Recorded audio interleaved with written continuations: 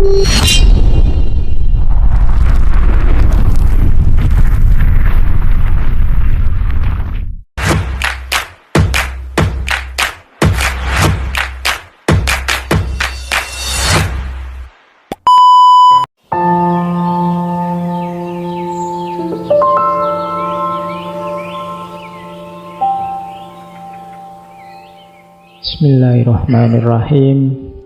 Assalamualaikum warahmatullahi wabarakatuh. Ini rumus-rumus untuk kita sibuk dan dekat dengan Allah. Aslut ta'ah al-waro'.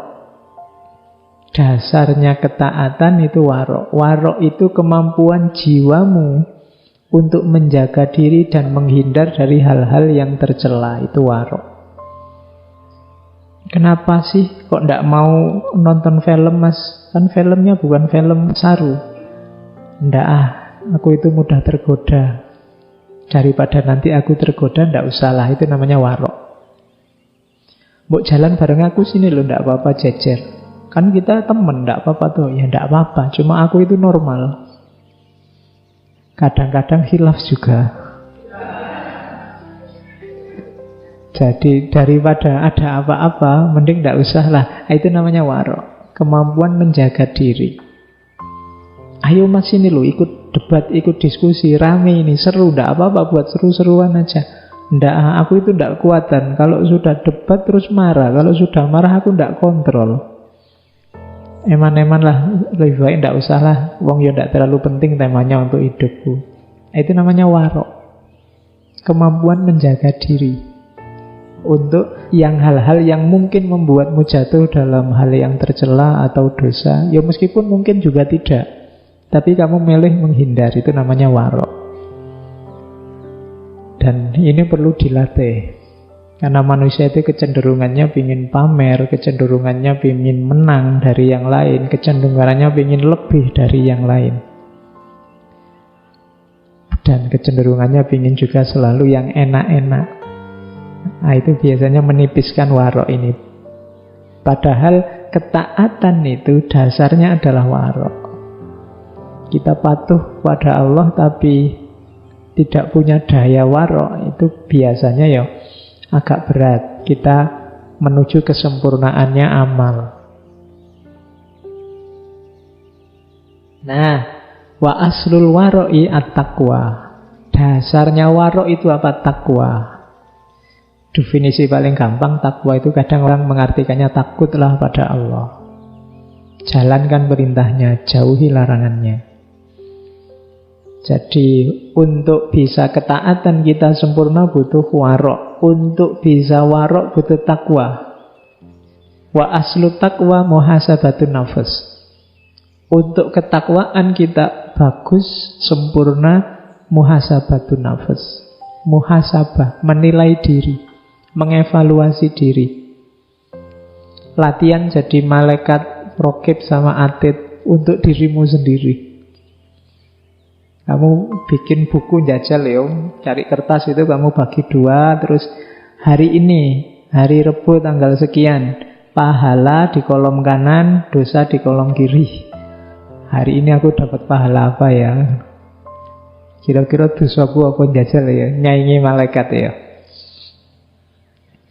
Saya ingin tahu kamu objektif apa enggak. Dari situ sebenarnya nanti kelihatan jiwamu. Mungkin pas mau nulis salah, ini kan dosa kecil, enggak apa-apalah, wong cuma itu aja.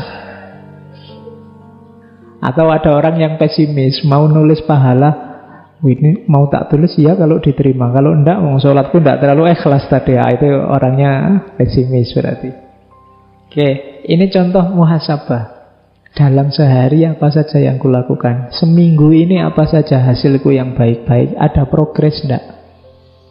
Minggu kemarin aku progresku apa? Minggu sekarang apa? Aku semakin baik atau tidak? Kalau hidup ini ilaihi roji'un, sejauh mana aku semakin dekat dengan Allah? Atau jangan-jangan aku ini jalannya mundur sehingga tambah jauh sama Allah? Itu muhasabah namanya. Itu nanti yang jadi bekal kualitas takwamu semakin bagus. Jadi wa aslu taqwa muhasabatun nafs. Wa aslu muhasabatin nafsi al-khawfu war-roja.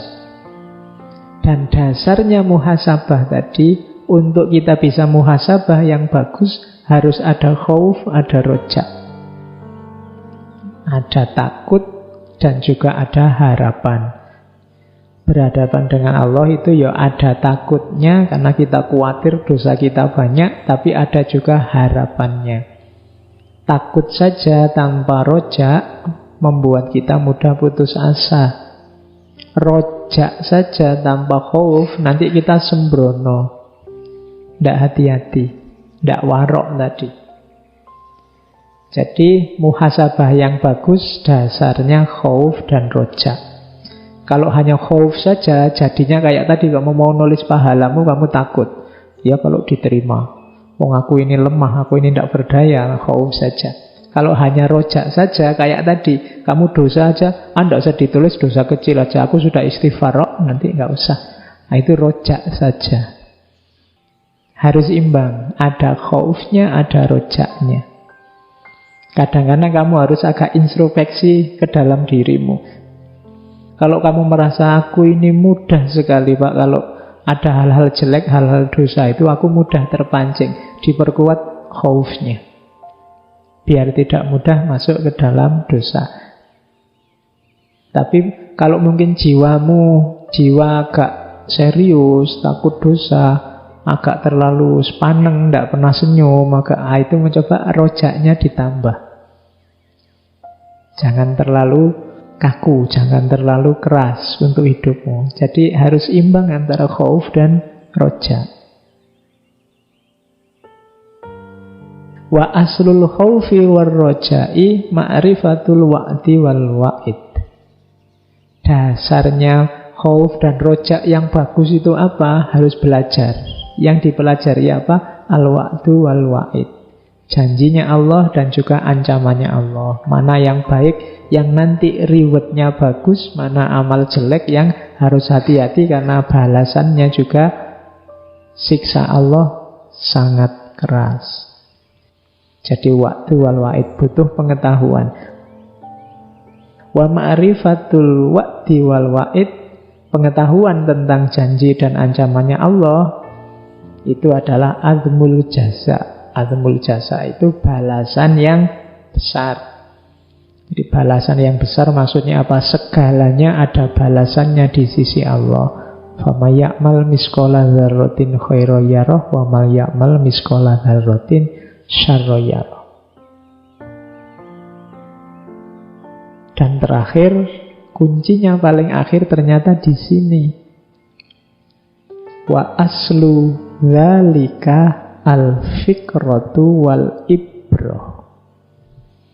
Dasarnya semua tadi yang di atas adalah al-fikru.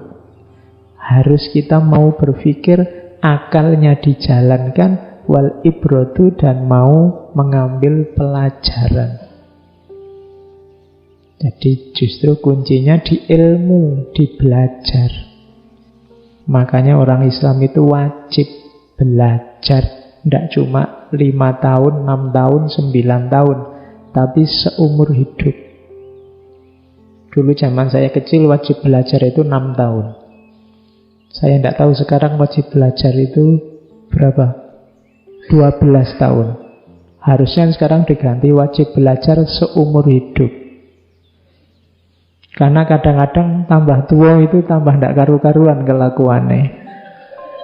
Jadi aku harus mau belajar terus. Resikonya kalau sudah tidak belajar itu mandek. Orang mandek itu biasanya ketika dia merasa sudah benar. Jadi kekacauan-kekacauan itu sering terjadi ketika orang sudah merasa benar, tidak mau lagi belajar. Orang kalau sudah merasa benar nggak mau belajar apa lagi? Wong sudah benar. Maka ayo wajib belajar seumur hidup saja. Tidak cuma 9 tahun. Mungkin kalau yang 9 tahun, 12 tahun itu wajib sekolah, boleh lah. Tapi kalau wajib belajar, enggak. Di Jogja ini ada jam belajar. Tapi saya tidak tahu jam belajar itu kalian manfaatkan buat apa? Jam belajar itu yang rame masuk sekolahan, masuk tempat pengajian. Yang rame kan itu jam makan sebenarnya. Jadi ramenya malah warung-warung itu rame kalau jam belajar itu.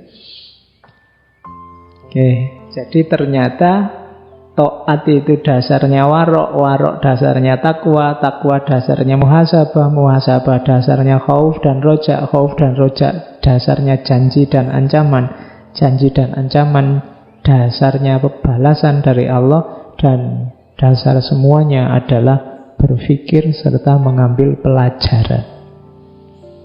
Nah, ini diambil dari qaulnya Imam Haris Al-Muhasibi. Oke, Imam Haris Al-Muhasibi suatu ketika pernah mengatakan, hatiku dipenuhi segudang ambisi yang segera sirna setelah mata hatiku melihatmu. Katanya Imam Muhasibi, aku meninggalkan dunia dan agama manusia demi menyibukkan diri dalam mengingatmu. Wahai agama dan duniaku, orang yang aku dengki kini berubah iri. Aku menjadi tuan di dunia setelah menjadikanmu sebagai Tuhan. Mu-nya ya kembali ke Tuhan. Maksudnya apa?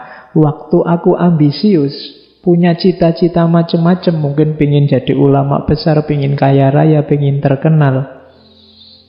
Aku sibuk, aku capek luar biasa, aku banyak dengki pada orang lain. Jadi orang lain kok ada orang lebih pintar dariku, ada orang lebih kaya dariku, ada orang lebih terkenal dariku, membuatku dengki.